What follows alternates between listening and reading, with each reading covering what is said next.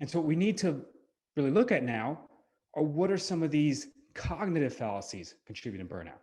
Because as Jonathan Haidt said, the emotional tail wags the rational dog.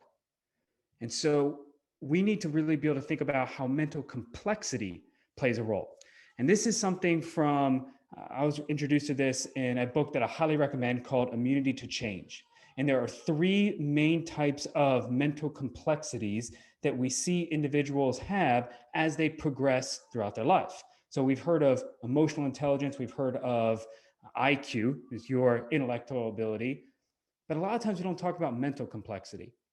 And mental complexity typically increases as someone ages, as they build more life experiences and they develop intuition. In the socialized mind, which is the first stage, and in the next slide, we'll see how a little more breakdown on what these different minds look like. This is the mind that's more susceptible to burnout. And this is the mind that you're going to see that is typically occupied by individuals that are early in their career. So new graduate clinicians, and a lot of our front office workers are aides in the clinic as well. And so on this next slide, you're going to see how we kind of define those different minds. And so the socialized mind is shaped by definitions and expectations of our surrounding environment. We align and we're loyal to our perceived identity, and we're very reliant on others to guide decision making. We're influenced by what they believe. So you think about new graduates coming out, and I know I was certainly this way when I first came out of school, is that you're very dependent on feedback from other people.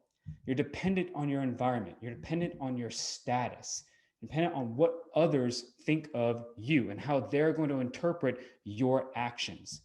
And that really is going to influence, and as we show some of these biases here in the future on upcoming slides, on that susceptibility to burnout and what can be detrimental to performance. The self-authoring mind, this next step is when we can start to take an outside perspective. That's when we can step back, evaluate, we can set limits, create boundaries, we can align with a personal belief system, our own, rather than relying on other people around us. And then it's not until you get to the self-transforming mind that you can truly reflect.